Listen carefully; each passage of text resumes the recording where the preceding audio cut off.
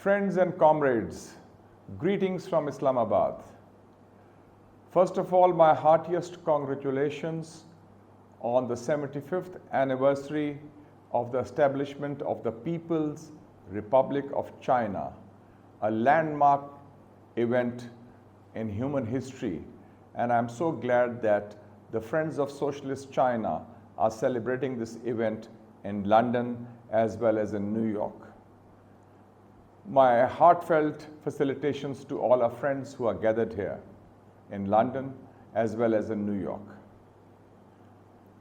When we celebrate the Chinese Revolution, this epoch-making development led by the Communist Party of China under the great leadership of Chairman Mao, we also need to analyze some of its track record of success, of achievements in what has been the world's largest country. I personally have been very fortunate that out of these 75 years, I have been a witness to 50 of these years.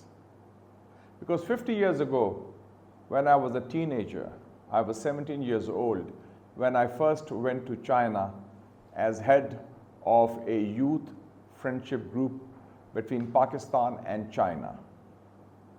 And I have seen China in the first phase of the revolution under Chairman Mao, Premier Zhou Enlai, Marshal Chude. Then I've seen the phase of reform and opening up under the great leader Deng Xiaoping. And now I'm seeing firsthand the rise of China. So revolution, reform, and rise. These three phases I've seen personally. And in the last 50 years, I've traveled over 100 times to China, different cities, different parts, different stages, different periods. And the turnaround in China is amazing.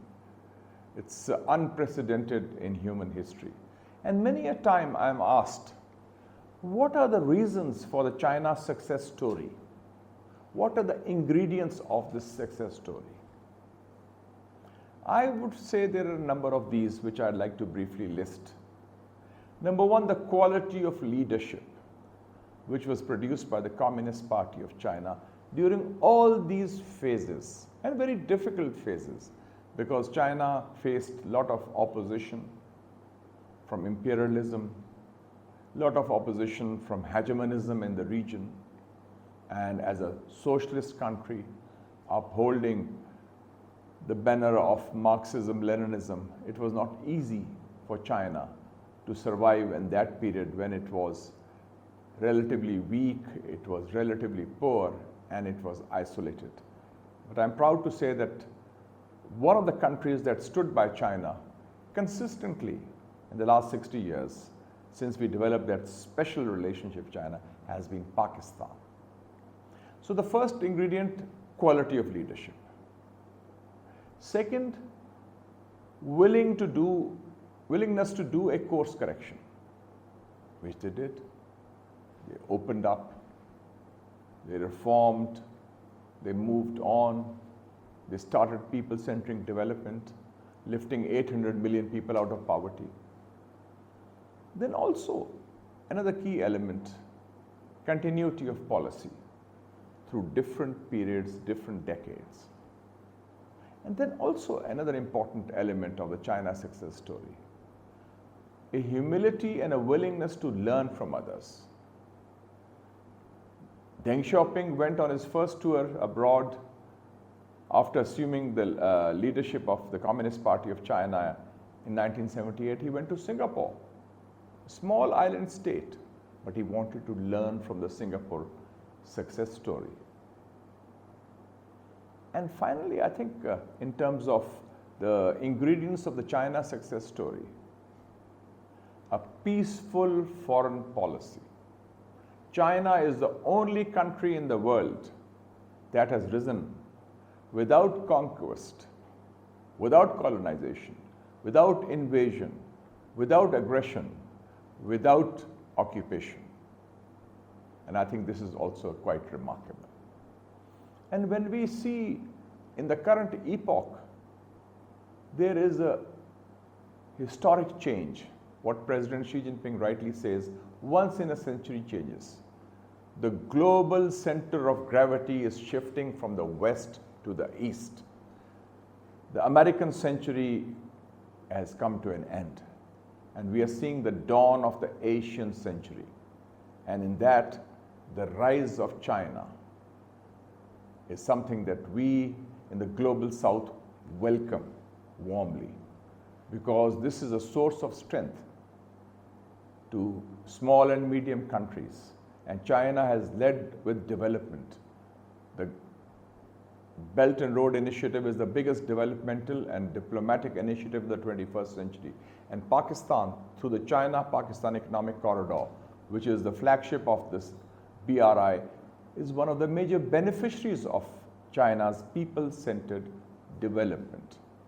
And friends and comrades, when we are discussing events in the world, we see two contrasting narratives.